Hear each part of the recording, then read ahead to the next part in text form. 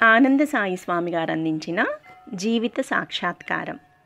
చెట్టు జీవిస్తోంది, పక్షి జీవిస్తోంది, పాము జీవిస్తోంది, ఎడతెగక పారుతూ నది జీవిస్తూ ఇతరులను జీవింపజేస్తోంది. జీవనం తన స్వరూపాన్ని చూపించాలని అనుకుంటే ఆ మానవ జీవితం గొప్పదే. ఒక జీవితంలో 100 జీవితాలు అనుభవించాను అన్నారు స్వామి వివేకానంద. జీవనసారం తెలుసుకొని ధార్మిక జీవనానికి కట్టుబడి ఉండాలి అంటున్నాయి శాస్త్రాలు. దయతో జీవితం అడుగడుగునా తన ప్రేమను మనపై కురిపిస్తే అంతకంటే అదృష్టం లేదు. జీవితం శపించకూడదు, జీవనం నిరర్థకమై పోకూడదు. ఒకే ఒక్కటి జీవితం, రెండోసారి దొరకదు. దాని విలువను గ్రహించాలి. ఏ కుటుంబంలో పుట్టామో, ఏ ఊరు గాలి పీల్చి బతికామో, ఏ దేశ పౌరసత్వాన్ని కలిగి ఉన్నామో వాటన్నింటికీ పేరు తేవాలి. నీ పేరుతో ఆ ఊరు బతకాలి. నీ ఉనికి ఆ దేశం కీర్తి దశదిశలా వ్యాపించాలి. ప్రతి అనుభవము జీవన ప్రయాణంలో ఒక మజిలీ. జీవితం ఒక గొప్ప గ్రంథం. ఎన్నో అనుభూతులతో నిండి ఉన్న జీవనం మధుర కావ్యం. చీమకు జీవితం ఉంది, అడవిలో ఏనుగుకు జీవితం ఉంది, అందరికీ సహాయం చేసే మనసున్న మనుషులకు జీవితం ఉంది. బతుకు ఇంకొక బతుకుని బతికించాలి, దీపం మరో దీపాన్ని వెలిగించినట్లు. జీవితం మనకి పూర్ణకుంభంతో స్వాగతం పలకపోవచ్చు. నుదుటి రాత క్షణక్షణం అడ్డుపడవచ్చు. విధి వికృతమై విసిరి కొట్టడానికి ప్రయత్నం చేయవచ్చు.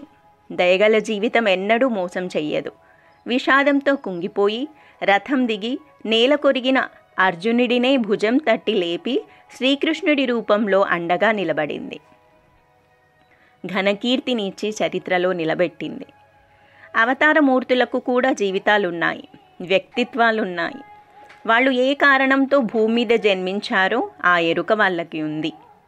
వాళ్ళు సామాన్య వ్యక్తుల్లాగా ఎన్నో కష్టాలు బాధలు అనుభవించారు. మానవ జీవన గొప్పదనాన్ని లోకానికి చాటారు. జీవితం అవగాహనకు వస్తేనే జీవన సత్యాలు తెలుసుకోగలుగుతాం. బహిర్ముఖమైన జీవితాన్ని లోతుగా పరిశీలిస్తేనే అంతర్ముఖత్వానికి దారి ఏర్పడుతుంది. జీవితం మార్మికంగా ఉంటే మన శోధన ఒక ఆటగా మారుతుంది. అందుకే జీవన చదరంగం అన్నారు. జీవితం తెరిచిన పుస్తకంగా ఎన్నడూ ఉండదు. సాధించి శోధించాలి. 8 చేతులతో ప్రత్యక్షమైన మహిషాసుర మర్ధనిలా జీవితం తన పూర్ణ స్వరూపాన్ని ఎవరికి చూపిస్తుందో ఆ వ్యక్తి సత్యాన్ని గ్రహిస్తాడు. వచ్చిన అవకాశాన్ని వదులుకోక ఈ జన్మలోనే తన జీవన పరమార్థం నెరవేర్చుకుంటాడు. పువ్వు పరిమళాన్ని తోటలోకి తీసుకెళ్తుంది.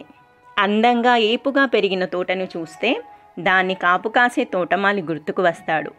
తోటమాలి క్రమశిక్షణ పట్టుదల చూస్తే అతడి యజమానిని చూడాలని అనిపిస్తుంది. చూసిన తరువాత అతడిని ప్రశంసించాలని అనిపించినట్లు మన సర్వానికి ఆధారమైన జీవితం గొప్పది. ఎందుకంటే దేహంలో ఉన్న ఆత్మను అనుభూతిలోకి తెచ్చేది దేహమే. దానికి అనుసంధానమైన ఈశ్వరుణ్ణి కూడా చూపిస్తుంది. తల్లిదండ్రులకు నమస్కారం. ఈ జీవితం గొప్పదని తెలియజేస్తున్న మహాత్ముల జీవితాలకు ప్రణామం. జీవిత సాక్షాత్కారమే ఆత్మ సాక్షాత్కారానికి దారి.